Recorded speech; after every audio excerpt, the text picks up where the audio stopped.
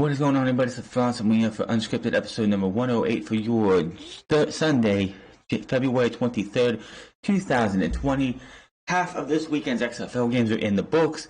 Raw sucked, SmackDown sucked, NXT was pretty good, and AEW was a pay-per-view quality show.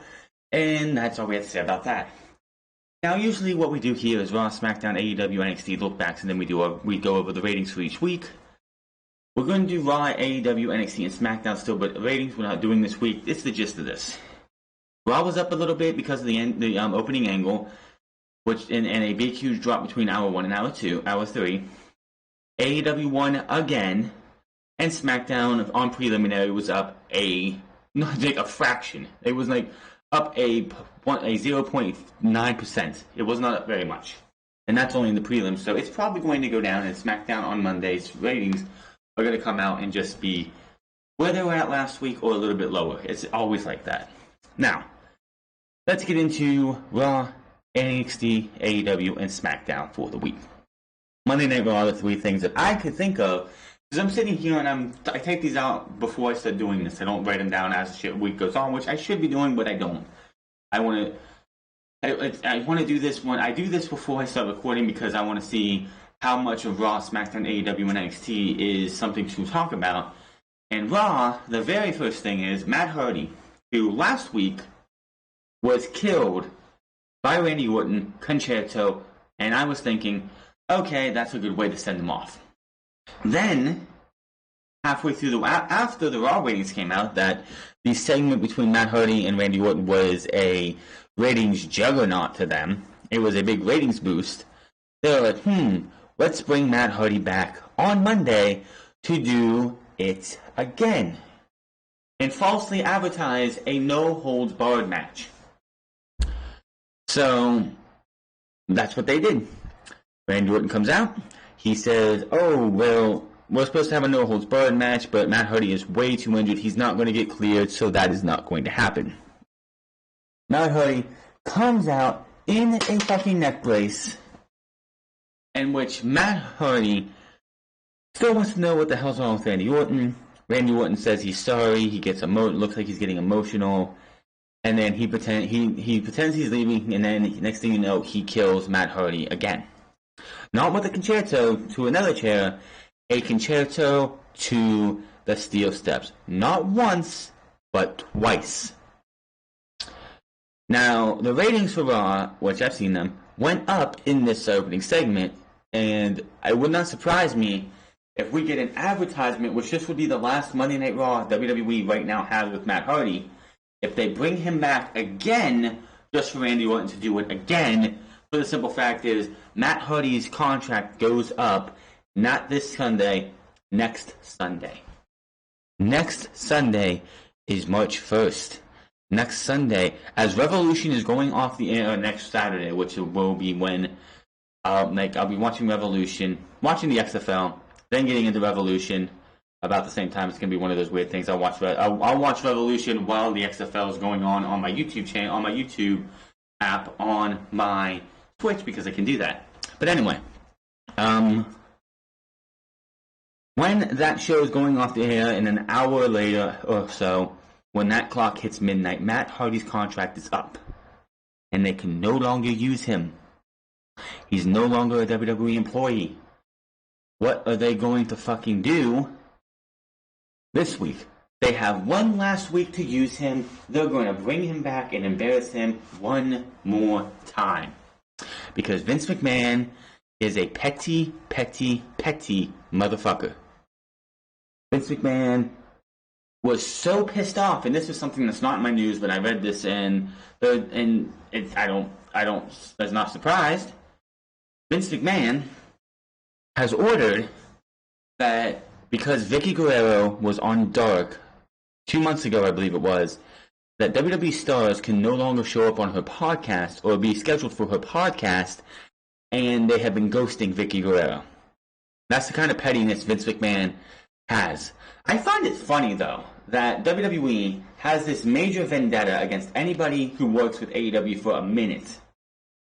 That they are they have this advertisement sent to Fox for John Cena, which is coming up on Friday next week.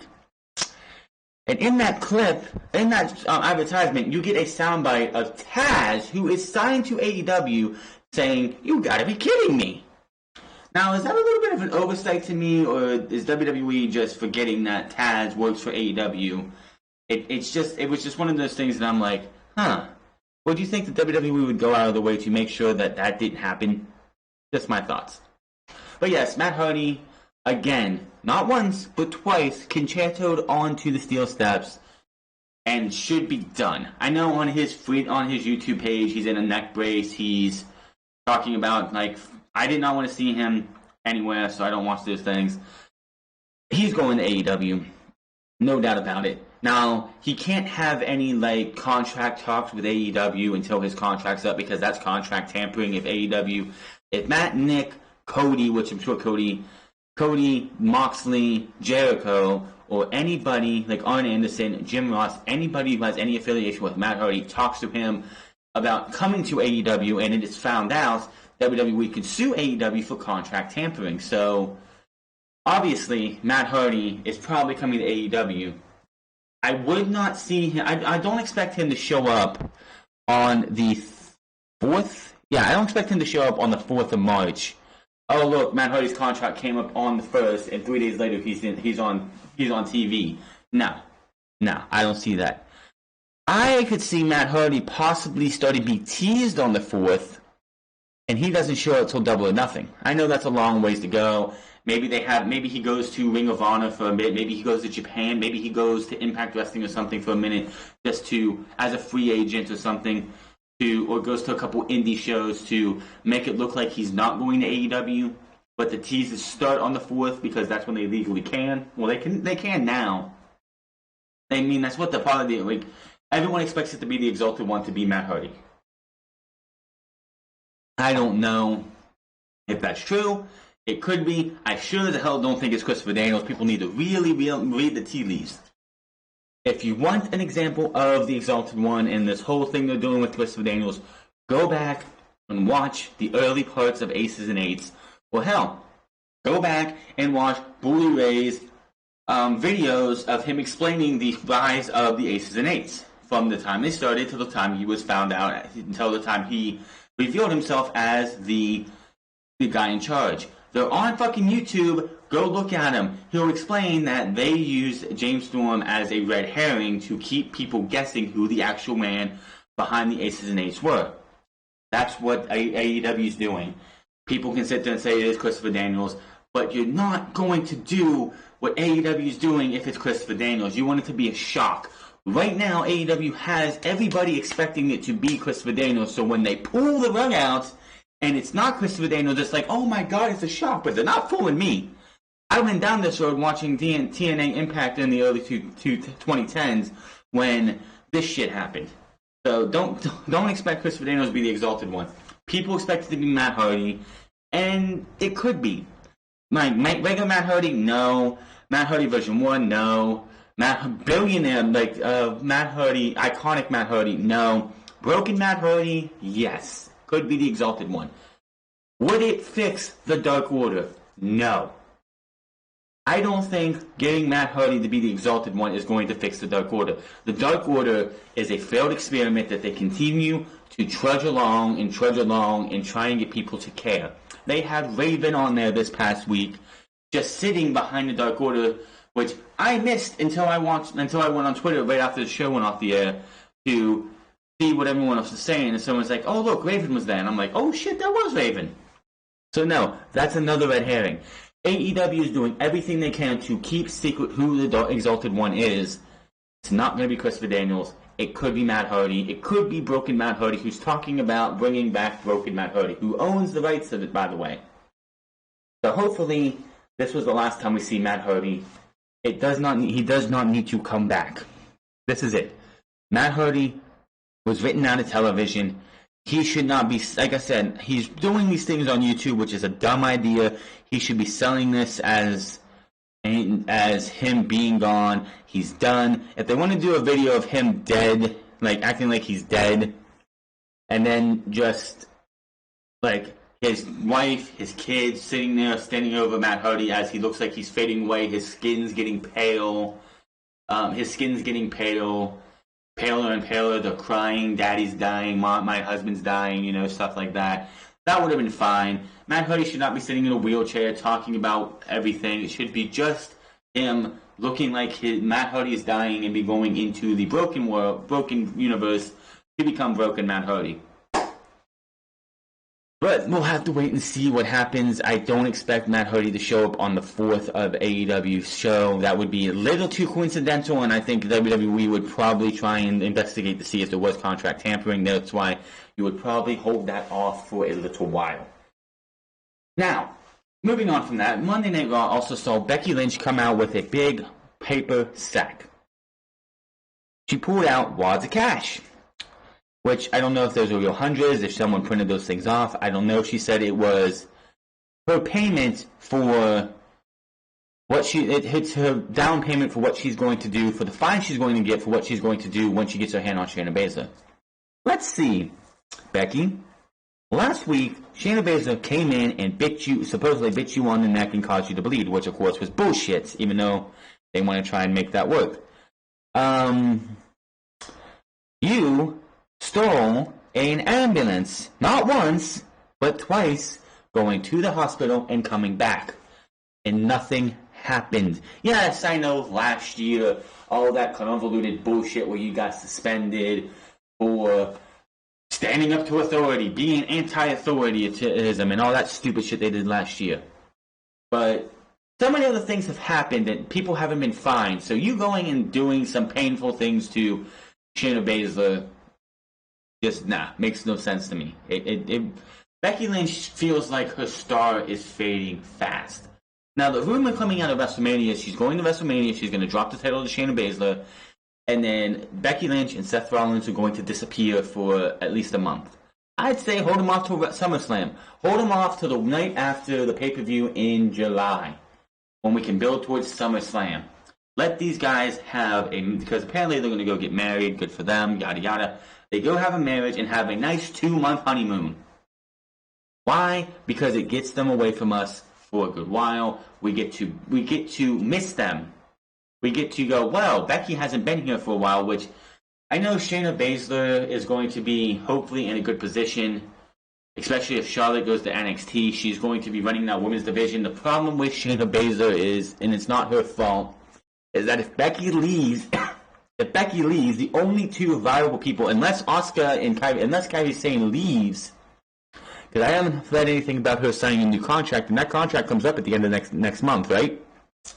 Which, by the way, congratulations to Kairi Sane and her husband, whoever that is, and it's none of our business, but she got married yesterday.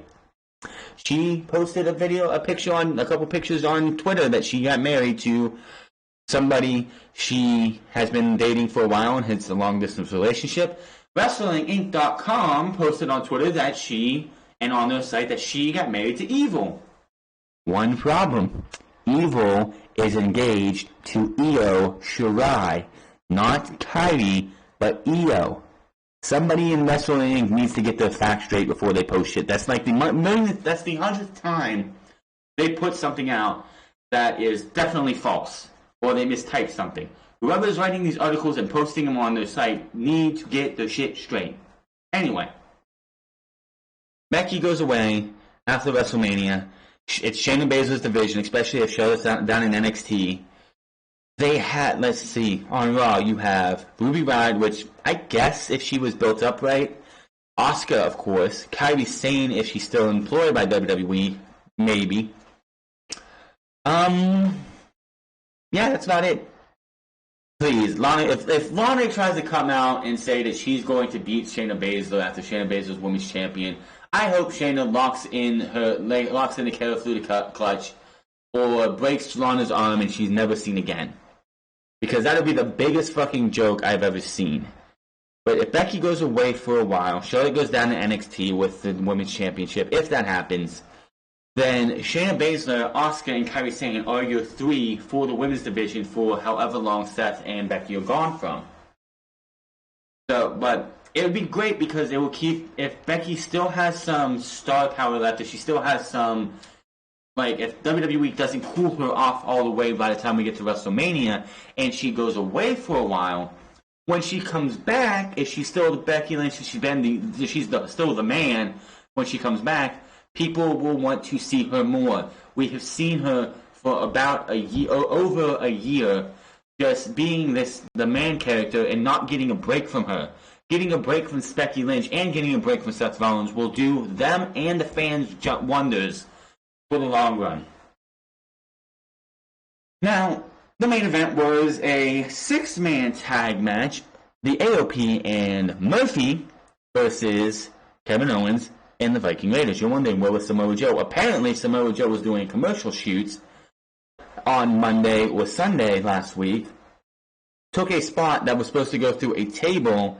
The table didn't break, which, how the fuck in a commercial spot, doing a commercial, do you not have a table that is pretty much so flimsy that just putting your finger on it, it breaks through? Who the fuck set that shit up? He's hurt, concussion again. That's 2 concussions within a month. That's not good. And with how WWE treats concussions nowadays, if he comes back and gets a 3rd concussion within 2 months, they will disqualify him from in-ring competition. And that would be a damn shame. We're on our way to WrestleMania, and Samoa Joe could possibly miss WrestleMania due to injury. That's a damn shame. That is a damn shame. That would be, since he's been to the main roster, that would be his 3rd WrestleMania missed because of injury. Last year's WrestleMania for him was fucking atrocious as it was, because he had a match with Rey Mysterio that lasted seconds. Yes, I'm pretty sure if I'm correct, he won that match, but it was seconds because Rey Mysterio was injured. So it's a damn shame that Samoa Joe was injured, but that left us with a rinse and repeat match from 2 weeks ago, when AOP and Murphy took on Kevin Owens and the Viking Raiders in an elimination match. The only difference between that match and this match was, in this match he didn't have eliminations, in the fact that the Seth Rollins made and interfered and caused a DQ.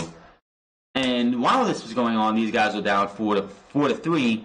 The Street Profits came out, and the Street Profits got involved and took down and helped take out the Messiah and his disciples. Now, I didn't talk about the sermon because I really didn't give a fuck about that goddamn sermon. I paid no fucking attention. I did mention on Friday, I believe it was, that it's kind of funny that on Thursday, I think it was. It's funny because you have on Raw a guy talking about you can do anything you want. You can trying to speak positively about what you can do as somebody if you put your mind to it. And on NXT, you have a guy spray painting an opponent's wife and child on his tights, and he's the babyface. What a fucking time to be alive, to be in wrestling, when things that would be terrible back in the day, that would be Rick Rude doing that, is something that is fine now. And Seth Rollins is just doing what he does. Now, out of this, I don't know where the fuck they deserve to get a tag team title opportunity. The Street Profits interrupt this entire proceedings, and somehow, someway, at Super Showdown, they get a tag team title opportunity against Seth Rollins and Buddy Murphy. Why? Just because they came down to help the Viking Raiders and Kevin Owens, they get a tag team title shot? What the hell is that bullshit? I can't even fathom why they would get a title shot. It just makes no sense that 2 guys who have done nothing over the last 2 months except the Monday after Weekend Update a couple times and being hype men backstage, just make a save of 3 baby faces against 4 heels, and they get a tag team title shot. Is it because Seth Rollins was like, oh, well, we'll teach him a lesson. We'll give him the tag team title shot at Saudi Arabia. So, you mean to tell me that these guys who have no business coming out there to help the people that you're attacking stay off your attacking, you're just going to give them a tag team title shot? What the fuck kind of thinking is this? This shit didn't make any sense to me. But Monday Night Raw just... I'm sitting here thinking, there really wasn't anything worth talking about other than Matt Hardy being killed. That was the biggest thing that happened on that show. Everything else was a waste of fucking time. SmackDown, we'll talk about that in a minute because, God, talk about a waste of time. But from a waste of time, which it's kind of funny that Monday Night Raw is a waste of time, but people are telling me now, and my dad included, they would rather watch Raw than SmackDown. When this time last year, that was reversed. Who the fuck wanted to watch Raw in 2019 up until October? Nobody. Who the fuck wouldn't want to watch, if you had to pick between Raw and SmackDown, who wouldn't pick SmackDown at this time last year? Everybody. It was just so bad how bad Monday Night Raw was. Now, AEW was one of the best shows of the year and probably one of the best shows of the last 2 years. Pay-per-view quality show from top to bottom. Tag team title match. Tag team battle royal. Just Darby Allin making his return to help out Jon Moxley and Dustin Rhodes take out the Inner Circle. Epic cage match to close out the show. It was just so great. Jeff Cobb versus Jon Moxley was a good match.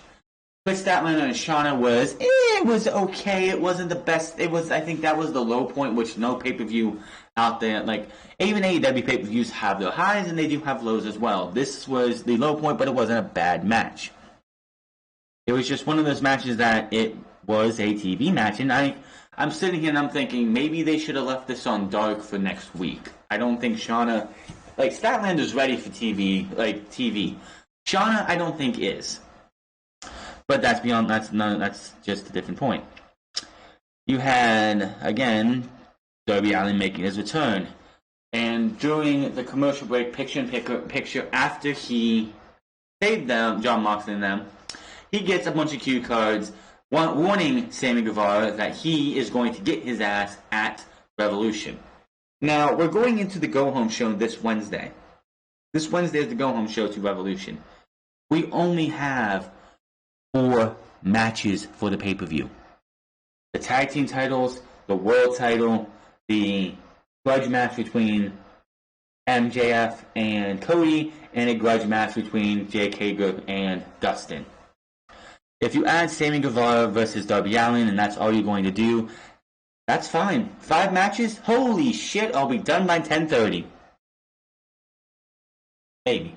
Yeah, 10:30. But who knows what they're going to do. And that cage match, my God, that cage match. That was I like the AEW cage. It does feel like a lot of people are talking about how it feels like a classic cage. It to me felt like a Hell in a Cell cage shrunk to the sides of the ring. It was definitely taller than a WWE or an Impact Wrestling cage. I don't know if New Japan does cage matches. I don't think I haven't seen one in the last 3 years since I started watching on a semi-regular basis. But what a cage match that was. Wardlow, coming into it, I said he looks a lot scarier in his suit. He does. And he looked like a Brian Cage ripoff to me. He did at the start of the match. He looked like a Brian Cage ripoff, and I'm just going to stick with that. But he went in there, he held his own. Cody helped him get through that match. Nobody knew what Wardlow was going to do. Here's the thing. We can't go out there and say, oh, Wardlow can hang with anybody. He was in with one of the best wrestlers in the world today. I'm not saying the best, but he's in one of the best. He was in the ring with one of the best ring generals, one of the best storytellers, one of the best sellers, one of the best that can lace boots right now. Wardlow will show us what he can do when he's with somebody who's not as up to Cody standards as that. When he's in there with I'm not trying to disrespect him, but like a Joey Janela or a Kip Sabian, who aren't on Cody's level. They're there, but they're not on Cody's level. With somebody who isn't like a megastar. he can go in there with John Moxley. I'm sure Wardlow and John Moxley would have a fantastic match because if it was done as a John Moxley match. It just feels like those two could go out there and beat the hell out of each other if given the opportunity. But Wardlow looked like a beast. Cody sold for this guy, and in the end, a fucking moonsault off of the cage gets the win. And I just can't say enough about this show. Even Cody, which they posted post-show comments about this guy because he was in his hometown, and he said he was asked if he was going to go off the top of the cage in his hometown. He's like, "You bet your ass I was going off the top of that cage in my hometown." Epic show. He even said during that thing this was the best episode they have done so far. Now, this next week is the go-home show, and this is the second go-home show post TNT starting. The first one, of course, was Full Gear. So, I don't know what to expect next week. I know we do have that Iron Man match for 30 minutes, which will probably be the last half of the show.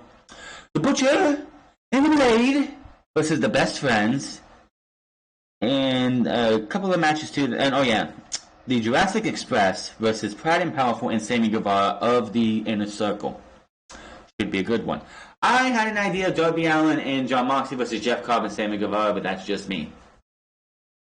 I think that would have been fantastic, but maybe Jeff Cobb's done. I don't know.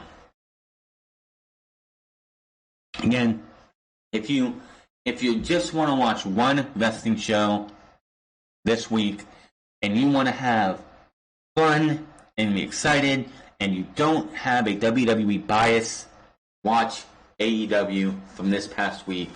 It was fantastic.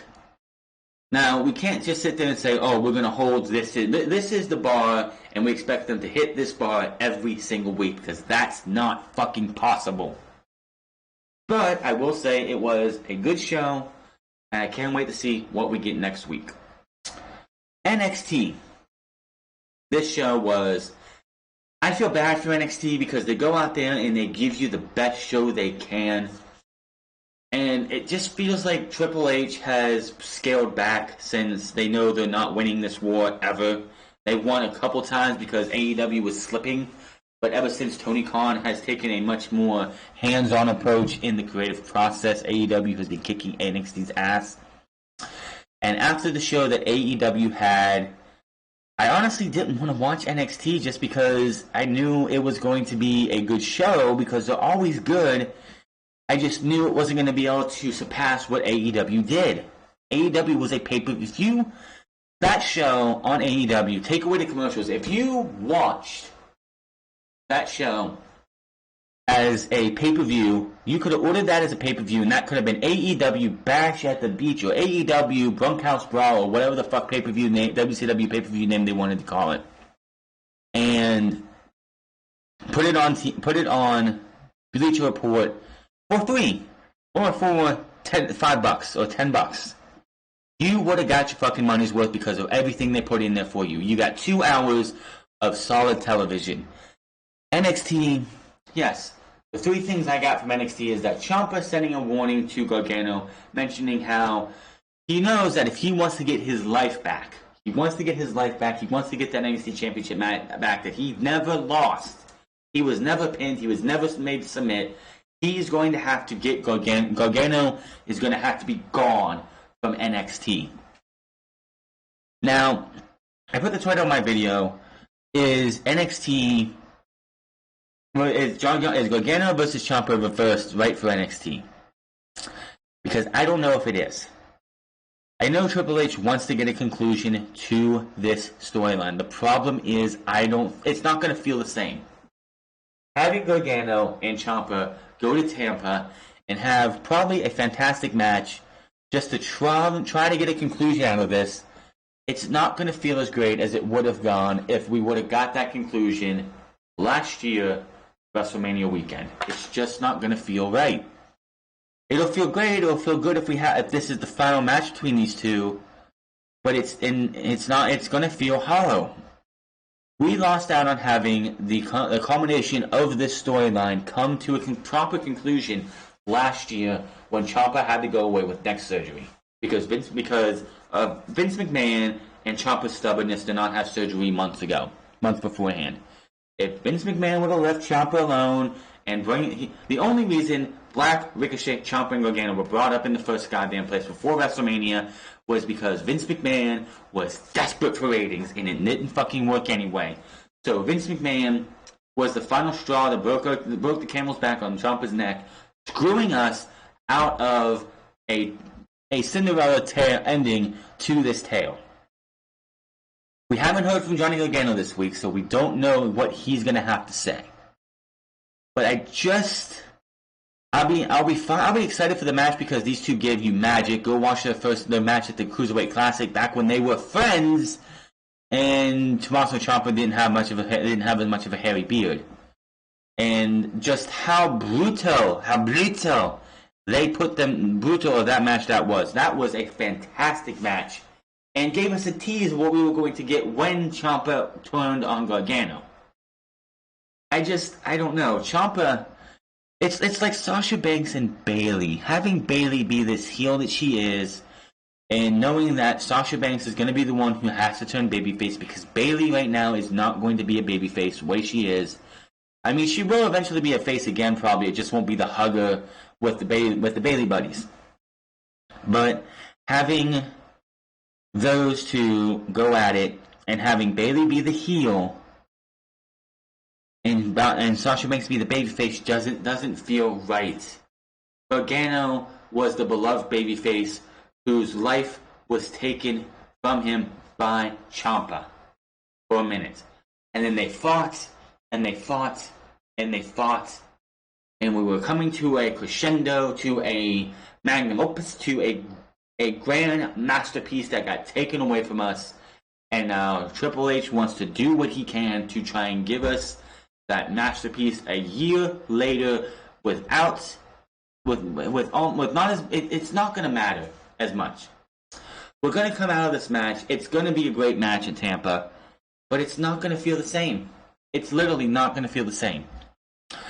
We all felt great when Johnny Gargano was able to beat Adam Cole and win the NXT Championship. But in my opinion, when that match was over, it felt great. It was awesome to see him win the championship, but it still felt like something was missing. Yes, Ciampa came out after, hugged him and Candice LeRae, but it still was missing missing that something that was going to be fantastic. It literally did.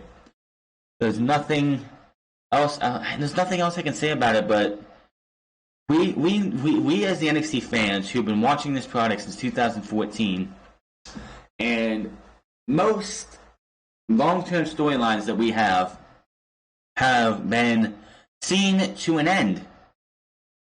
And this one didn't, and we felt cheated. I felt cheated. And I know Triple H wants to try and make amends for us feeling cheated, but it's not gonna be the same. If anybody says that, and I could be wrong, but I'm probably not. If anybody comes out of this match at Tampa and is like, that was as satisfying as we could get, you're fucking lying. Nothing they do, because we've seen them go out there and kill themselves. Last man, false count anywhere, unsanctioned. What the fuck else you can do unless they're gonna have a Hell in a Cell cage match or something like that? There's literally nothing else that they can do that's going to top what they did 2 years ago at WrestleMania weekend. Just nothing they can do. They still have yet to top that unsanctioned match. Still, that was their best match. Don't tell me it was the fucking Falls Count Anywhere match that happened, or the Last Man Standing match that happened in Brooklyn 4. That match was good, but it did not top what they did. That match at TakeOver at WrestleMania weekend 2 years ago was lightning in a fucking bottle, and they have yet to recapture that lightning. So when we get to Tampa, don't be surprised if we come out of this match little bit disappointed that we didn't get that a year before, and it just didn't feel the same because the roles are reversed. There's just some things you cannot do. That'd be like having Triple H be a babyface versus Shawn Michaels a heel in a feud. It just doesn't work. Triple H was the dastardly friend who stabbed Shawn Michaels in the back. It just wouldn't fucking work. So trying to get Ciampa versus Gargano reversed is not going to fucking be the same as if Johnny Gargano, the conquering hero who stopped the Black Heart from poisoning NXT. All I know is that Johnny Gargano has to come out and give me a damn good reason why he he did what he did, and why I should fucking be so fucking excited about this. This isn't one of those, oh, well, God, we're going to get Ciampa vs. Gargano for a year later. It just doesn't work. It doesn't. Now, moving on from that, because I know I ranted along. And if you think that this is going to be a great, be the best that they can do, let me know in the comment section below, because, just having a normal singles match is not going to fucking do. Falls Count Anywhere was done. Unsanctioned match was already done. I don't remember what the second match was. I believe it was that was a Falls Count Anywhere, right? 1 second here. But yeah, they went from an unsanctioned match. I had to look it up for a minute. Unsanctioned match, street fight for Chicago, because it was NXT TakeOver Chicago 2, and then a last man standing match, which of course Gargano lost. He won the first one to keep his job in NXT, and then lost the last two. So what else can they do? You go from a singles match, an unsanctioned match, to a street fight, to a Falls Count Anywhere match. I mean, a last man standing match. You have nothing else to do except for maybe a cage match, Hell in a Cell, 3 Stages of Hell match, which Gargano won with Adam Cole. What can you do that makes people go, well, that's going to top what they did, or that's going to be a fucking fantastic match? Them doing a normal singles match, I don't want to see that. I really don't want to see that. So if this match happens at Tampa, which it's probably going to do, what do you want them to do as a stipulation? Because a normal singles match is off the table. These two have went through hell and high water. I would not expect them or want them to go through a normal singles match, because it just doesn't fit the feud. Jordan Devlin, Cruiserweight Champion, defended against Lio Rush. Good match. Good match. Devlin is going to be Cruiserweight Champion probably for a good while. Shawn Michaels is a big fan of his. Shawn Michaels wants to showcase this guy on 205 Live, Raw, SmackDown, NXT, everywhere, NXT UK. This guy is going to be around for a while, and he showed up, and he gave you one hell of a match. There's nothing else more I can say. This was fun. These guys went out there, kicked ass. Lio Rush, damn good. Better than a year ago. I said it before, I'll say it again. Lio Rush last year, I couldn't fucking stand. The guy sitting there chanting Lashley over and over and over again, I could not fucking stand. Goes away because of problems up top. I thought they were going to release him, and that was going to be that, and he was going to go off to do nothing but do whatever the hell he was going to do, but they didn't. They had him come back. He won a Cruiserweight #1 contendership match against, I believe it was Oney Lorcan. Hell of a fucking match that was, by the way. Wins the Cruiserweight Championship from Angel Garza. Then, I'm not saying Angel Garza, but Drew Gulak. Keeps it for a bit, loses it to Angel Garza. Garza loses it to Jordan Devlin at Worlds Collide. And then Devlin goes out there and keeps and cuts off Lio Rush's chances at becoming a 2-time Cruiserweight Champion. This was fun. And I would love to see them guys go at it again. It's just, they're good. Both guys are fantastic. Devlin is somebody that could be the face of the Cruiserweight division and make this Cruiserweight division matter. Unfortunately, as we know, the Cruiserweight division in WWE does not matter. Velveteen Dream and Roderick Strong main event of this show. Great to see Velveteen Dream back in the ring. It's been missed. October seems so long ago. I know it was only 4 months ago, but man, it seemed like Dream was gone for almost a year. Velveteen Dream just brings something to NXT that was missing. I don't know what the word is. He brings pizzazz, specialness, whatever it is. He's just... If Velveteen Dream left NXT to go to Raw and SmackDown 1, it would be a massive mistake. Dude's fucking 23 years old? Something like that. 23 years old, I believe. I'm sorry, he's 24 years old, but yeah, the dude's 24 years old, has so much he can do. They don't need to bring him up to the main roster. You can keep the guy down there till he's 30 for crying out loud. And then after that, he could be 10 years in the end. He could be 10 years on the main roster once Vince McMahon's gone, because Vince McMahon will bring the Velveteen Dream up, and he'll be a fucking comedy act. But these guys go out there, they beat the piss out of each other. Strong wants to kill Velveteen Dream for putting his wife and son on his tights. What does Velveteen Dream do towards the end of the match? He has on these blue ass tights that have clowns on it, I believe. Pulls them, breaks them off, and he pulls a Rick Rude with Marina Shafir's face on his crotch. This ain't PG, motherfuckers. That's rated R, man. So, Velveteen Dream ends up picking up the win anyway. However, the Undisputed Era gets the last laugh as they beat the living piss out of the Velveteen Dream, leaving him laying. So, Dream gets the win, but Strong looks strong coming out of it as he and the Undisputed Era beat the hell out of Dream. Where does Dream go from here? I don't know. Where does Strong go from here? It looks like his time as the North American Champion is well past its prime. My question going in for the Undisputed Era is, how long until one of these guys is kicked out and is feuding with Adam Cole for the NXT Championship? Will Roderick Strong be the first guy to join the Undisputed Era and get kicked out of the Undisputed Era? Will Kyle O'Reilly, which a lot of people were pitching for Kyle O'Reilly to go babyface and turn on the Undisputed Era and feud for the NXT Championship. I don't know.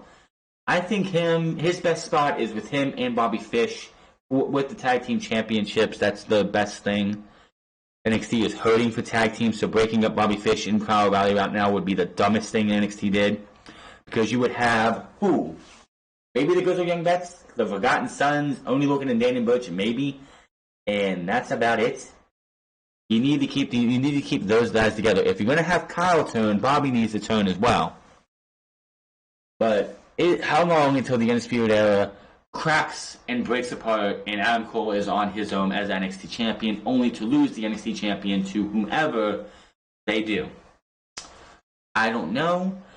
I just don't see the Undisputed Era has been around for a long time if you think about it. They formed at NXT Takeover Brooklyn 3, not 4, 3.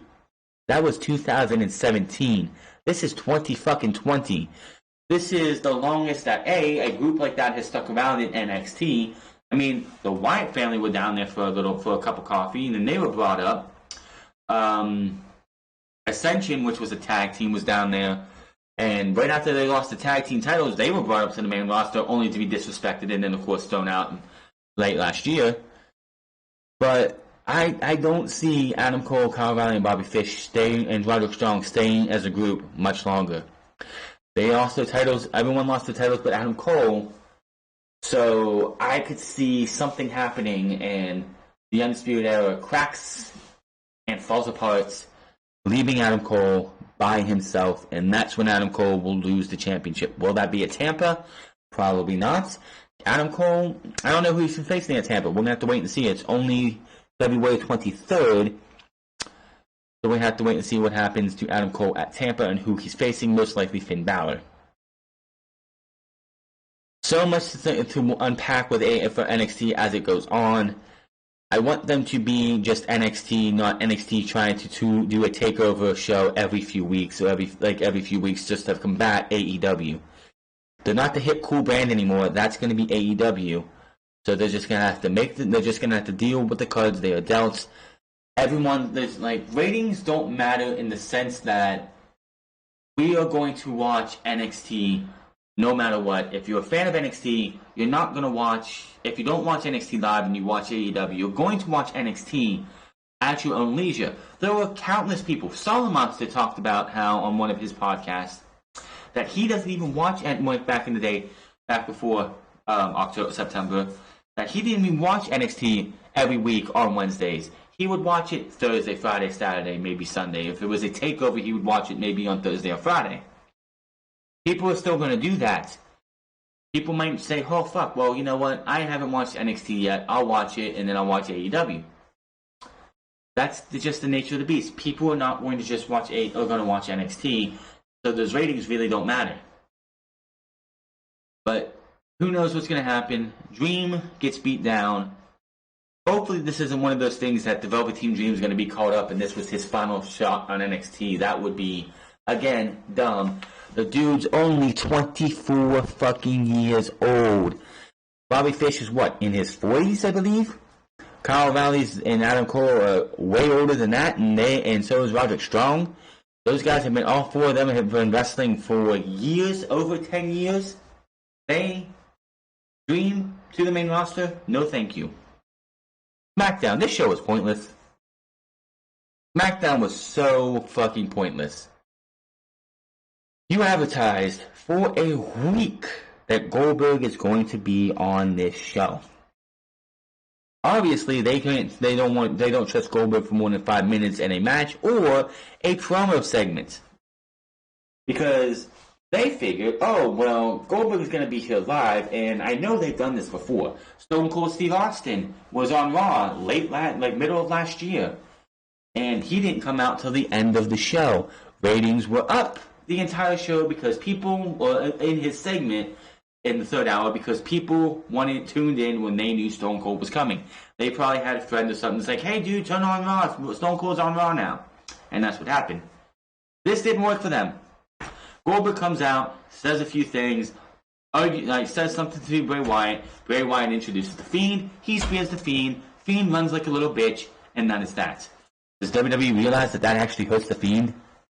Oh, he got speared. He should, if Bray Wyatt didn't put Goldberg down on Friday, he's putting him down next Thursday. No doubt about it. I'm not watching. I wish my computer was up to date to be able to do a charity stream or something, but I can't. But it was just a waste of time. Naomi wins a shot at the women's title in Saudi Arabia. Whoop the fucking do. You know how many people in the States are going to be watching Saudi Arabia? Almost nobody. This show sucked. Daniel Bryan again beat Heath Slater. There was a pointless 8-man tag match to open the show. The Otis Mandy shit is I'm already over it. They fucked that up last week by having Otis just heartbreak, and instead of doing the right thing and dropping the flowers, getting angry and going over and beating the fuck out of Ziggler, he drops the flowers and walks away like a crybaby. I mean, come on. And they tied it up with that the text that Otis got that she's running a little late wasn't from Mandy. It might have been from Dolph. It might have been from Sonya. More likely Sonya because she has access to Mandy Rose's phone. Just nothing on this show mattered. The only thing that's interesting about SmackDown right now is that for the last 2 or 3 weeks, there has been this thing fuzzy, fading in, glitching in and glitching out, that nobody has any idea what it's even for. But other than that, this show is pointless. I don't know what Superstar's for. I don't know if it's for Ali or anybody else. I don't know. And honestly, I really don't care. SmackDown has become the C- D F+ show. I just don't care. We've anybody who's been watching SmackDown since they moved to Fox, we have suffered through a dog mascot, a dog barking to the theme of Roman Reigns, dog food on Roman, legit dog food on Roman. Looks like dog food, probably not dog food, but probably dog food on Baron Corbin. Just stupid shit after stupid shit. And it's there's nothing, there have been some matches that have been good on SmackDown, and it feels bad that those matches are there. But nothing seems to fucking matter. It's all fucking pointless. Nobody in their right mind should believe Goldberg's winning on Thursday. There's no fucking reason for Goldberg to win on Thursday. It makes if what I'm about to talk about happens, yes, Goldberg winning on Thursday makes the most sense because that's the big money draw. But if this doesn't happen by WrestleMania, who gives a shit? Goldberg shouldn't be winning. If they want to go Roman versus Fiend, that's where they want to go to kill the Fiend one way or another. It all doesn't matter as I say this because the Fiend is going to be killed one way or fucking another. What else can you say? Now, Wrestling Observer newsletter reports that the talks would be in regards to content airing on ESPN Plus, as WWE is reportedly having talks with ESPN. The deal that WWE was likely trying to broker would be similar to the deal UFC has with ESPN, where WWE would sell their rights to air pay-per-views, which would pay more money for the content that WWE can make on its own by selling the content directly to the viewers with the WWE Network. The ESPN Plus model with UFC is reportedly what opened WWE's eyes to the idea. The ESPN deal could potentially bring more mainstream exposure to WWE's big event and their biggest superstars. ESPN has proved that when they own rights to a product, they use their various shows to heavily market that product. There's no word yet on how far the talks with ESPN are, but the Observer noted that it looks like the deal has not been agreed on as of this week. Earlier this month, there was no truth to rumors of WWE possibly talking to Amazon about selling content rights to them. While Amazon might not be interested in WWE, the company has been talking with other potential partners, which could include DAZN and NBC's Peacock service, which does not launch until post-WrestleMania. ESPN Plus was also included in the original report of potential contacts. The belief was that the Peacock service, which is set to launch later this year, would be the best bet for WWE. TV industry sources recently reported to the Observer that Peacock would look at WWE to be its key initial program to draw subscribers for the launch moving forward, which would be very similar to how ESPN did with the UFC. With such a deal with one of these larger streaming services, WWE would be able to get significantly guaranteed money for their big money events instead of being forced to rely on declining subscribers' money from the network. One problem that Vince doesn't seem to realize. The reason that UFC succeeds with ESPN is because there is a fan base that wants the UFC. WWE also needs to realize that UFC doesn't have a service like the WWE Network, where you get where you pay $9.99 a month and you get the pay-per-views. Another thing he needs to fucking realize: 6 years ago at CES, Stephanie McMahon and other personnel were at this event to give us the launch date and the WWE Network, and talked all this shit up about how you don't have to pay full price for pay-per-views anymore. $9.99 a month, you get every pay-per-view in the year. Do you really think 6 years later people are going to want to pay $5.99 for ESPN Plus and $59.99 for WWE pay-per-views? You gotta be fucking kidding me. Why would I go from paying $9.99 a month, getting 12 pay-per-views a year, to $5.99 a month and $64.99 a month for ESPN Plus and the pay-per-views? On top of that, why am I paying for the WWE Network? The WWE Network was awesome because you got the pay-per-views, you got NXT UK when it came along, other shows like Ride Along. Those were extra. You got all the old pay-per-views. You got all the old classic content from WCW Nitro to Thunder, ECW, the ones that you could have, AWA, NWA stuff that they have. World Class Championship Wrestling, Smoky Mountain Wrestling. All these fucking libraries are there. That's what people who don't pay attention to the product now would get the network for. People, and let's see, why have subscribers gone down? Because you took NXT and put it on the USA Network. That was a real bright idea. Let's put NXT live 2 hours on USA Network to combat and make a war that nobody but Vince McMahon asked for. Oh yeah, that's one of the things that drives people to the fucking network. Oh yeah, that's not a good idea. Yes, we still have takeovers on there. But this is a really stupid idea. So what? Is ESPN Plus also going to have NXT takeovers as well? Yeah, getting those for free since the day they started, only to have to pay $59.99 for those now. You're funny, Vince. You should really do stand-up comedy because you're fucking stupid. This would be the dumbest thing they have ever done. If they announced this before WrestleMania, it's like WrestleMania 36 is going to be on ESPN Plus, where you have to pay $5.99 a month for ESPN Plus and $59.99 for the pay-per-view. And the buy rates would have to matter again, which they haven't mattered since 2014. Watch WrestleMania 34, 35, or 36. Which one were we on? 36? Yeah, WrestleMania 36 be the lowest bought WrestleMania in WWE history. And as soon as that happens, the stocks will plummet, and ESPN will pull this out and be like, I'm sorry, we made a mistake. The reason the UFC makes this, succeeds with the UFC is because UFC doesn't have a weekly thing where they're having all of their big stars on TV every single week, fighting, cutting promos, doing storylines. They don't do that. This is what they do. They go out there on a monthly basis. They're like boxing. They have events set up. They have matches set up. They're having one, I believe. They had one yesterday. And all those pay-per-views go to ESPN. You've had your pay-per-views pretty much free of charge on the network for $9.99 a month, which, by the way, was a dumb fucking nut product to go to. But $9.99 a month for all of this shit honestly didn't feel to me. And on top of that, most of your subscribers are people who have been getting the network for free.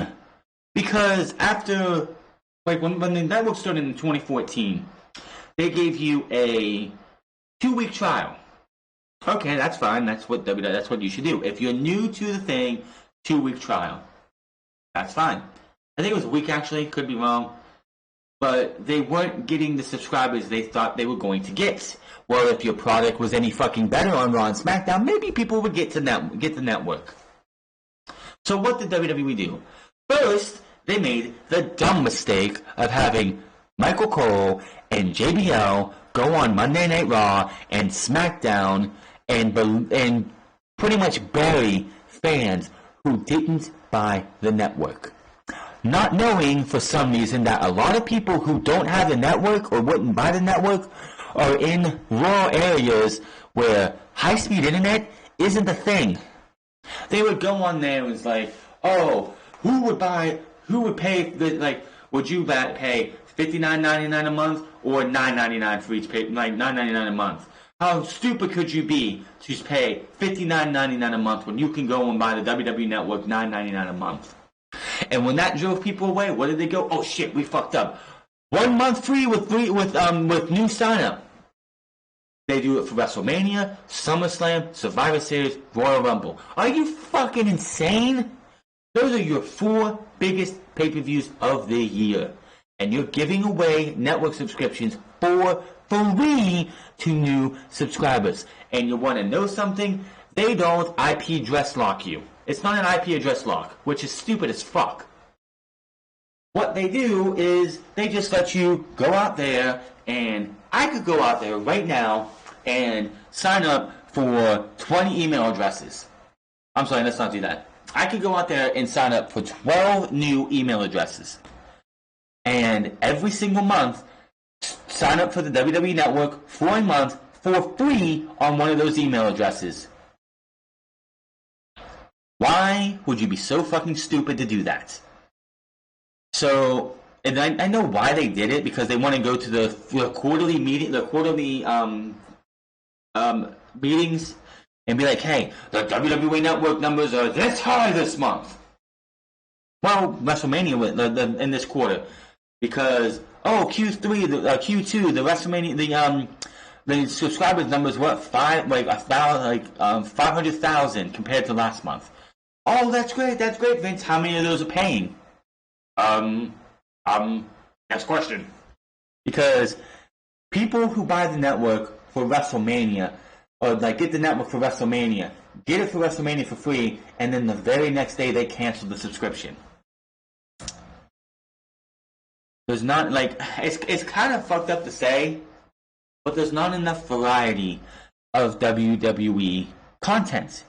You have classic pay-per-views, you have classic shows, but there's yes, you have Ride Along, you have photo shoots. You have all these other shows.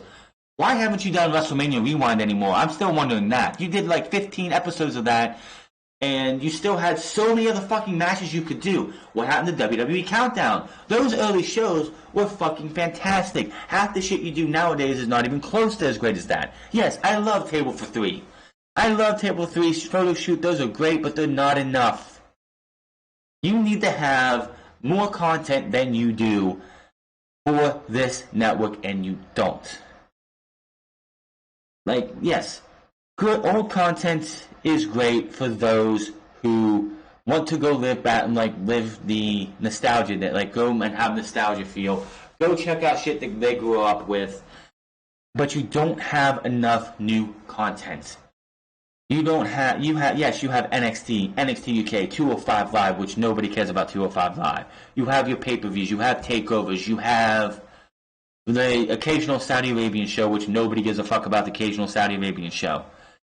But you don't have enough like newer products that keep people interested. The fans, like the people who grew up on WCW, grew up on the AWA, grew up on World Class Championship Wrestling, those are few and far between. If you want to get the younger audience to invest in your product, in your thing, one, Monday Night Raw and SmackDown need to improve exponentially. Why the fuck, if I'm a young audience, I'm 29 years old, I'll be 30 next month, just letting you know. If I'm somebody who is 18 to 21, and I just got into or somebody just got me into watching professional wrestling because of what they told, like their stories of what they see as good professional wrestling, and they say, hey, you can watch all this stuff on the network. Why am I going to invest my time in the WWE Network when your product on TV right now fucking sucks? Yes, NXT is good. Is it great? NXT is good right now, but 2016 NXT was phenomenal. 2014, like 15, 16, like back when you had Nakamura, Samoa Joe, fucking Bobby Roode, Drew McIntyre came in 2017, but when you had Bayley, Asuka, all of that shit, when you was putting your best foot forward, that's when NXT should have been on the USA Network. That's when NXT should have been out there for everyone to see. NXT is good, but it's nowhere close to it was back before the rating of the four horsewomen minus Bayley, rating fucking all these other people and getting them up here on the main roster television. NXT is a shell of what it used to be. It's still good. Gargano and Ciampa kept them floating, but it's nowhere close to where it was before all the major stars from NXT came up to be ruined. But it's just the WWE Network is going to flounder. If they take the pay-per-views off of there, they might as well cancel the WWE Network. You could put, and here's the funny thing. I guarantee you, if WWE takes photo shoots, if they take ride-along, if they take all of their original content that they have made from Table for Three, photo shoot, and all these other things, and they put them on YouTube and put ads on them, I guarantee you they make more money. They would make more money on YouTube than they make on their own fucking WWE Network. Isn't that sad? Isn't that fucking sad? I guarantee you, they put photo shoot or Table for Three. If they put every single Table for Three on YouTube for everyone to see, just put ads on there. Just put the ads on there. You know, when those ad breaks happen, when they do the Table for Three logo in between shots and you put the ad break there, I guarantee you they would make more money off of YouTube ad revenue than they would from the WWE Network. I bet you they would. And that's the sad part. So if anybody is in Titan Tower listening or watching or anything, if you really want to make money with your original content, put it on YouTube, put ads on it, and just watch the money come in, because I guarantee you, over time, with how much original content they come out with, they would make more money on YouTube than their own WWE Network. They're giving away the network for free as it is every single month, so what's the fucking difference? What is the fucking difference? If over half of your subscribers are free subscribers every single month, what is the fucking point of having the network anyway?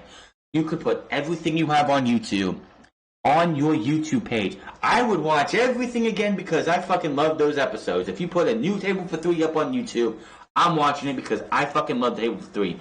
I love to hear those stories, those wrestling stories from a Ron Simmons or a JBL or a Shane McMahon, Kurt Angle, AJ Styles, anybody. You put three superstars from past, present, or whatever in a setting where they're going to sit there and talk about things from the past, things about their career. I'm all for it. You have me sold. Put it on fucking YouTube because you're wasting our time with the WWE Network. The network was a great concept. They just fumbled it from day one, from having Michael Cole and JBL go out there and make fun of people who can't really, not because they can't afford it, it's $9.99, whatever. I'm pretty sure anybody with a fucking minimum wage job can go and get the WWE Network. But there's a lot of places in the United States that you can't use the WWE Network because you don't have internet access. You might have over-the-air cable access, or you might have some kind of cable access, but you can't get internet because you live out in the middle of nowhere. Yet WWE failed to realize this until it was far too late. That threw people away because that caused people to go away because why the fuck should I watch this product if you're going to sit there and make fun of me for not subscribing to your network?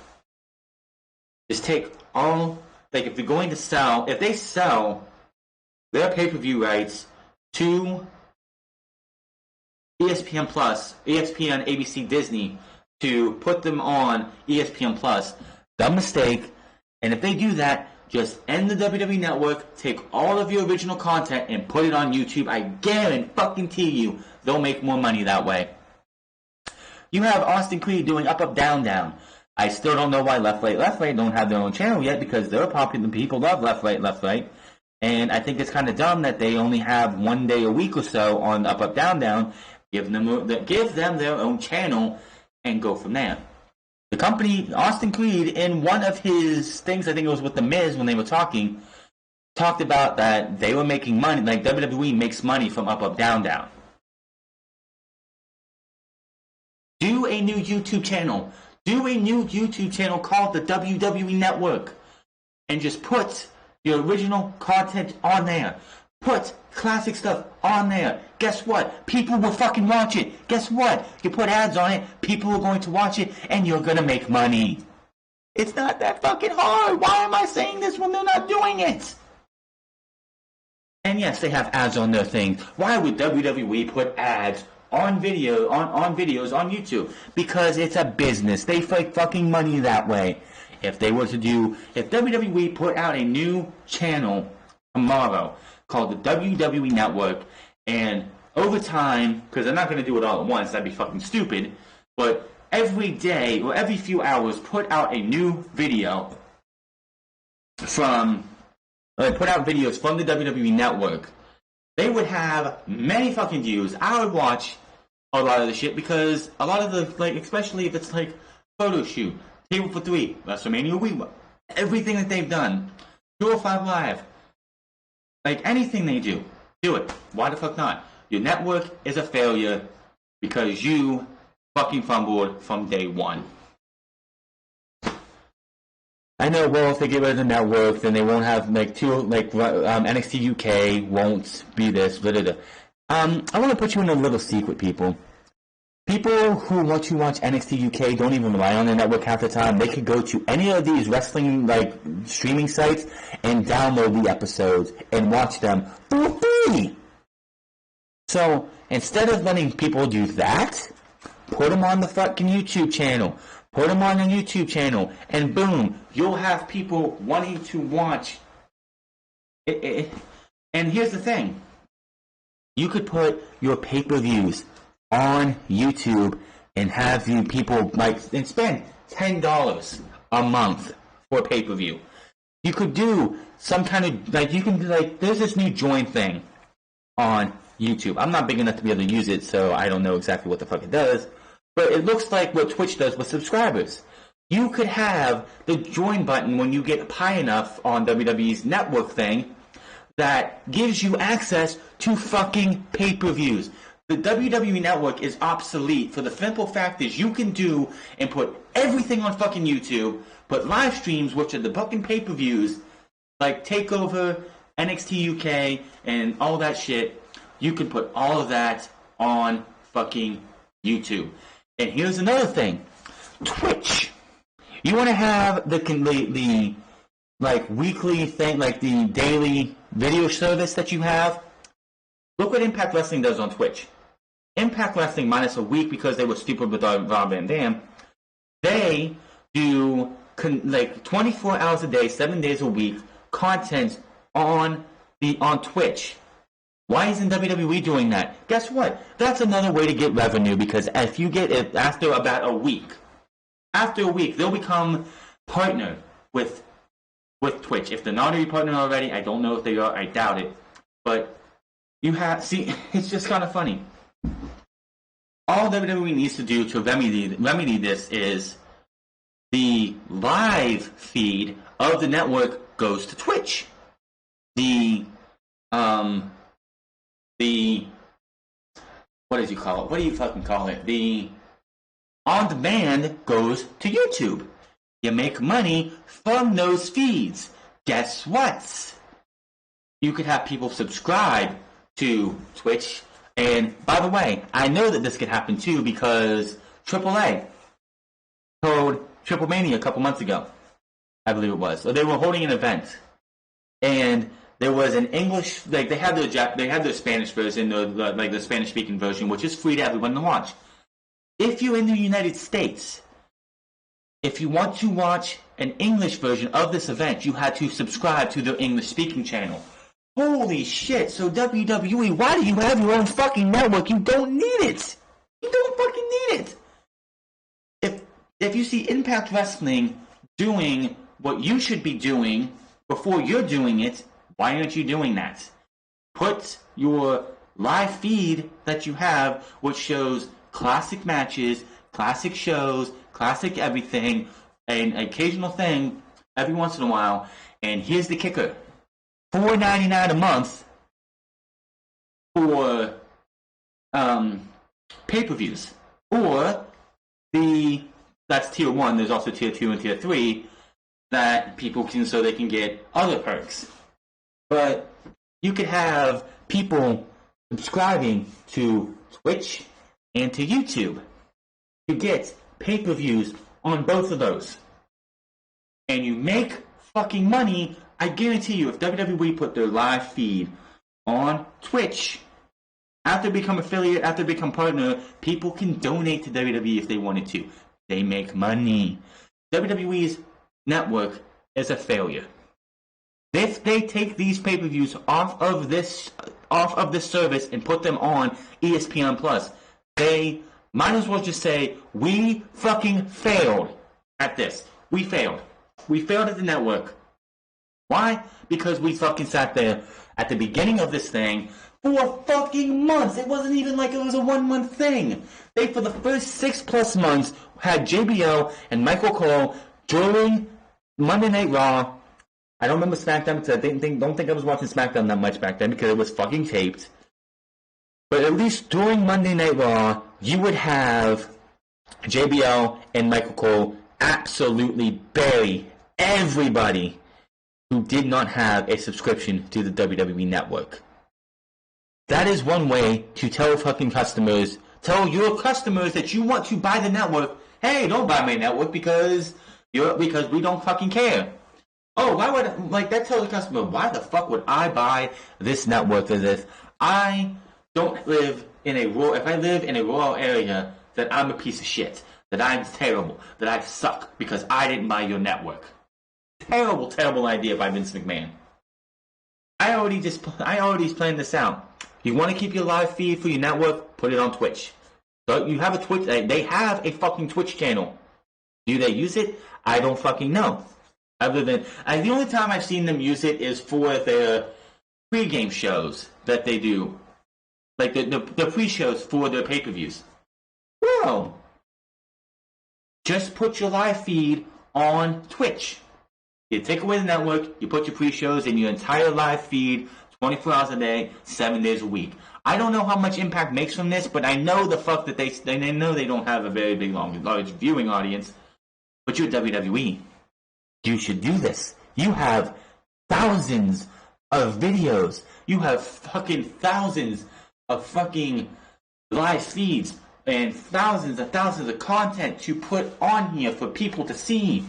You could, like, if you have somebody who is a good person at Twitch, can set this shit up. You could also do things where you could have Austin Creed make an appearance and do some kind of gaming thing on a weekend. Samoa Joe, all these guys, have them come on. Do a live edition of Up, Up, Down, Down on the WWE Network Twitch page and on YouTube. All of your archive stuff goes on YouTube with ads. With ads.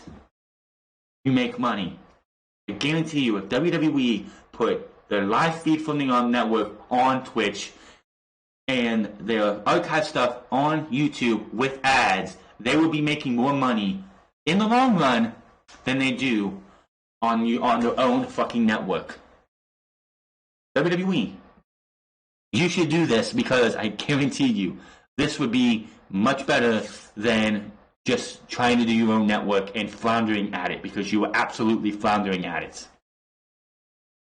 I have ranted enough about this thing. Let's move on to Triple H's plans for WrestleMania. Ronda Rousey and Goldberg are currently not scheduled for WrestleMania 36.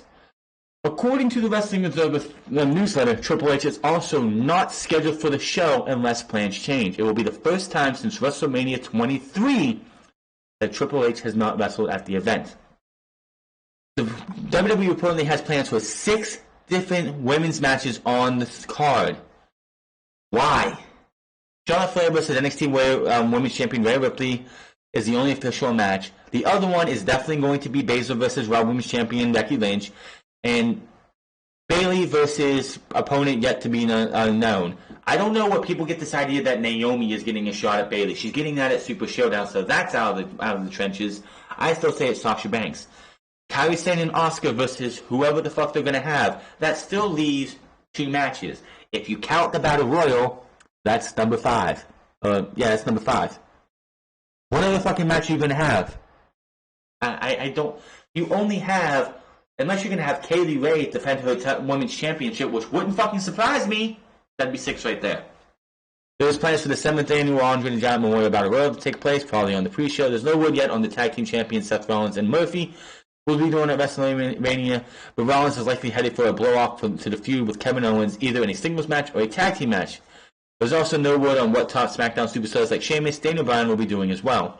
Please don't give me Daniel Bryan versus Sheamus. That is just a slap in the face to both of them.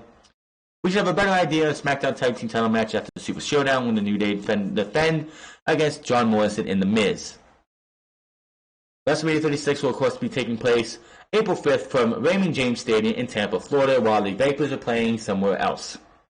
The kickoff pre-show will likely begin at 5 p.m. Eastern, with the main show beginning at 7 p.m. on the network. Unless this announcement with ESPN Plus happens. Which, if that announcement happens, they will fucking regret it. So, Triple H is not going to be on the show. Good! Triple H is not needed for this show. Triple H has not been needed for WrestleMania since he went on a semi-regular basis. Which I believe was when Shawn Michaels and The Undertaker Shawn Michaels had his retirement match. I could be wrong. Because I know he came out, I believe the next night, was going to talk about something, and Sheamus attacked him from behind. Him and Sheamus had a match. He beat Sheamus at a pay-per-view, and that was it for Triple H's in-ring full-time career. But man, WrestleMania 23 was the last time Triple H missed. And the reason for that is because he had he fucked his other, he fucked his other knee up. The one, he tore his, I can't remember what the fuck it is, in his one knee in 2001, he fucked the other one up and it just came right off the bone. I can't remember what the hell it is off the top of my head. In a match against Rated RKO, when he did the AA Spinebuster, his knee buckled, and it did the exact same thing on his one knee that the other knee already had. I kind of find it funny that Triple H never wore knee braces. I don't know. But yeah, 6 women's matches? I mean, that's fine and all. But do we really need 6 women's matches? No. If the women's battle royal is counting as a women's match, then that's 1. Then you have 3 women's title matches and the tag team titles, so that's 5. What the fuck could that 6th match be? I don't have a fucking clue.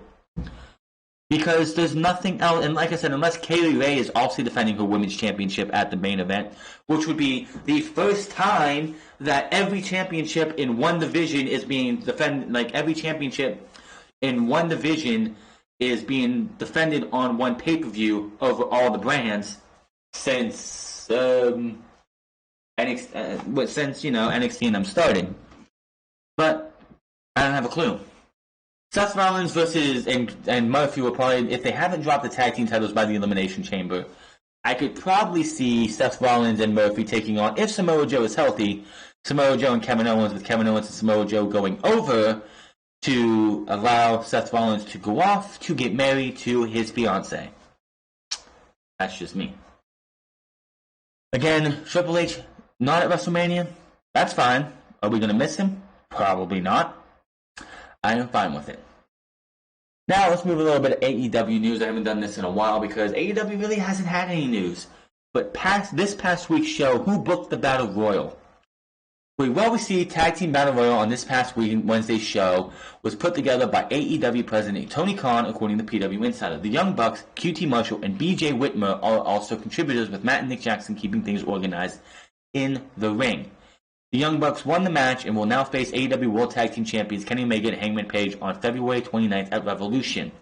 Khan also came up with the idea for Sammy Guevara's signs during the commercial breaks, as well as cutting the lights out for Darby Allin's return, which, why did he need to come up with that? That should have been obvious. Allin, of course, has been out for the past couple of weeks after the Inner Circle dropped his neck first over his own skateboard. As noted, Raven was in the crowd in the show, sitting very close to the Dark Order, who were also in the crowd during the Battle Royal. The report continued that Raven is just being considered a red herring to throw fans off who is exactly the group's exalted one. Raven also lives in the area and was just attending the show. Yeah, like I've said before, no duh, he's a red herring. I don't know who the exalted one is, but it sure the hell isn't going to be Christopher Daniels, and it sure as the hell isn't Raven. That was just something for anybody who actually is eagle-eyed and pauses to say, oh my god, look, there's Raven. As I said at the beginning of this, I didn't know it was Raven until I didn't even realize it was Raven. I didn't pay attention. I saw Scorpio Sky jump over and attack a masked guy and Stu Grayson, and my eyes was on that and not even Raven, so good eye on whoever spotted that first. Now, finally, let's talk about one last thing. Cody Rhodes. AEW and Cody announced that he is currently injured, which, that's not a good sign, especially with Revolution next Saturday. Cody took to Instagram this evening and posted a photo from his steel cage match win over Wardlow during this past Wednesday's show, noting that he suffered a small fracture in his big toe after nailing the big moonsault from the top of the cage. Cody said he is on a treatment plan and cleared for action. He wrote, and I quote, long way down, small fracture in my big toe, but I am on treatment plan with at Doc Who Lifts _1 and cleared for action at All Elite Wrestling at AEW on TNT, #AEW. AEW then made a tweet that Cody said has been cleared for action as tolerated, as first reported by Cody on his Instagram account and confirmed by Dr. Samson 13. Due to Cody's foot hitting the mat after landing the moonsault, he has a non-displaced fracture on distal phalanx or great toe. His status cleared for action as tolerated. They wrote. I don't think Cody Rhodes is going to be doing much on Wednesday, so hopefully when we get to Revolution, he's all good. Dr. Sampson also tweeted that his own account and wrote, with that moonsault off the top of the steel cage, there could have been worse injuries. You're damn straight. There could have been way worse injuries. A busted knee, a broken leg, a fractured rib. Just the way he landed. His arm came down. He could have fractured his arm. So many things could have went wrong with that. If he was off by just a smidge, Cody Rhodes is probably going to be very, very hurt. Wardlow caught him. That was one of those, everything went just about right and everything could have went just about wrong. Cody's lucky that he did not get injured. Cody is currently scheduled to face MJF in a singles action at AEW Revolution on Saturday, March 29th. February 29th. This news article had March for some reason.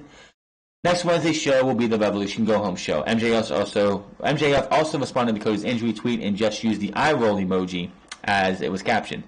For those who missed it, Cody did a big, huge moonsault and then won the match. After the show, did a beautiful, beautiful speech about being in his hometown. Go check that out. That's on YouTube. If you don't want to watch AEW, go check that out. It's on their YouTube page.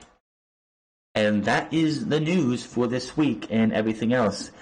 This was, outside of AEW and NXT, this was, I really don't know what to do about SmackDown and Raw. They are just two of the worst shows out there. And it sucks because you have NXT and AEW going out there giving you the best professional wrestling they can give you. For shows that are on mainstream TV, on two mainstream big networks, USA and TV and TNT. And then you have Fox, which is the biggest one for anybody for wrestling, paying $1 billion for gutter trash. And USA just letting Vince McMahon do whatever the fuck he wants, because Vince McMahon's ratings for Raw are bigger than almost anything that happens on the USA Network. And fans suffer because we have to sit there and watch this shit.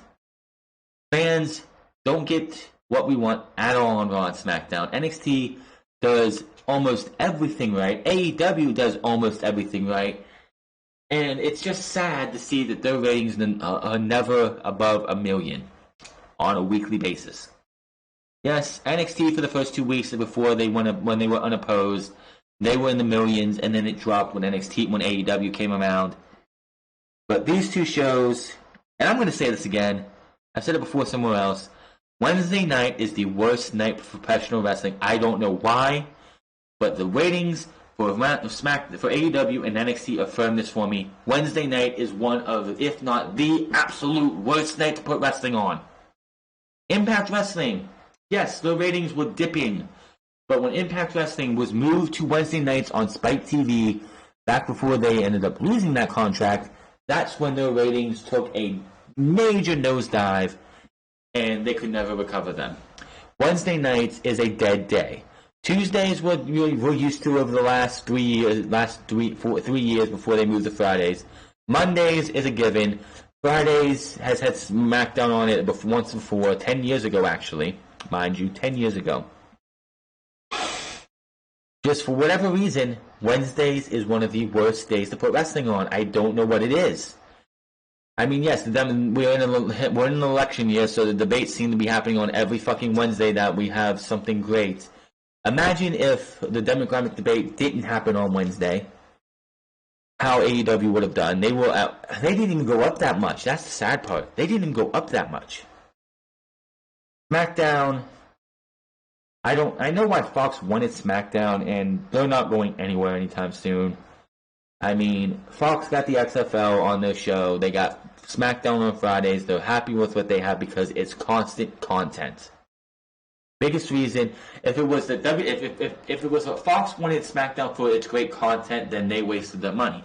They wanted SmackDown for the simple reason that SmackDown is a show that is on 365 days a year, 52 weeks a year, every year. They don't get a break. It's not like the NFL. It's not like the NBA. It's not like NASCAR. It's not like basketball. It's not like college basketball, college football. They are on 52 weeks a year. That's that. That is why. So, let me know in the comment section below what you think of everything I talked about today. Am I crazy for thinking what WWE should do about their network if it fails? Oh, their live feed for everything can go on Twitch. Impact Wrestling does it. WWE can do it as well. and the archive stuff and new content that, like, after it shows up on the after it shows up on like a new table of 3, after it shows up on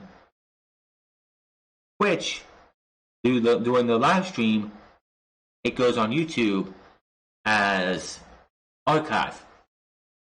They put ads on YouTube. They become partner on Twitch.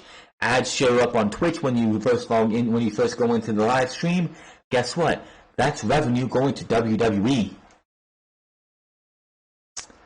When people they can do something, because if they want to, that if you subscribe to WWE's Twitch channel, you get to see NXT takeovers, you get to see the Saudi show, you get to see every fucking thing that they want outside of the pay-per-views, because those are going to ESPN. Takeovers, all that shit. It's just WWE could be taking advantage of Twitch and YouTube more than they do. Maybe they don't see like they're making enough money from YouTube and Twitch. I don't know.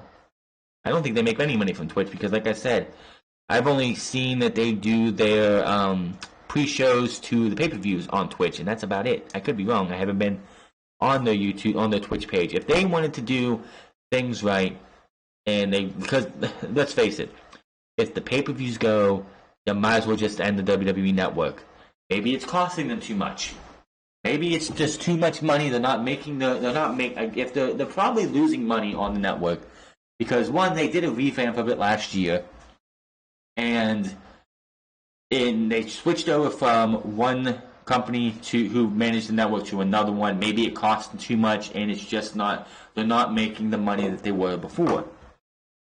Who knows? All I know is WWE needs to do something, and I don't know what I just don't know. Raw and SmackDown do need to get better before it's a domino effect. Raw and SmackDown need to get better to where fans go out there and they have fun. Superstars look like they're having fun. Nobody on Raw and SmackDown look like they're having fun. During that entire Battle Royal, the fans looked like they were having fun. The wrestlers in the ring looked like they were having fucking fun.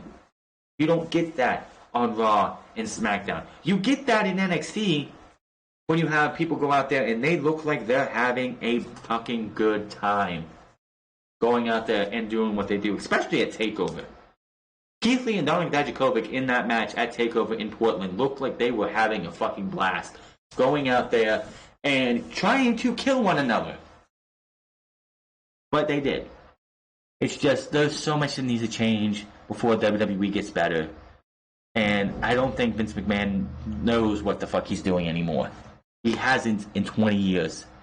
I haven't seen the Ruthless Aggression things yet, but apparently in the first episode, they're like, the problem with Ruthless Aggression and the Monday Night War before that, they're going to rewrite history to benefit them. So apparently, in this Ruthless Aggression first episode, WWE says that they changed from WWF to WWE because it was a creative decision. No mention of the fact that they lost a court case to the World Wildlife Fund. Of course they would say that, because they want to look like the good guys. They want to look like the guys out there who have done nothing wrong. They want to look like they were the top of the mountain from day one. It's just what it is. But I'm finally getting out of here. I know I was going to leave, but I wanted to say a couple other things. Hit that subscribe button. Comment down below. I would love to get some comments. I want to hear from you guys. I want to hear from what people have to say, what people are thinking. Let me know in the comment section below. I would love to know. But find me on Twitter at The France Club. Find me on twitch.tv/The France Club. Go check out The France Plays. I hope to get something going with that. I had videos, ideas going up, but my PS4 fried. So, gonna have to work on that. But until then, I'm getting out of here. You guys have a good one, and I will see you guys tomorrow for another piss poor edition of Monday Night Raw.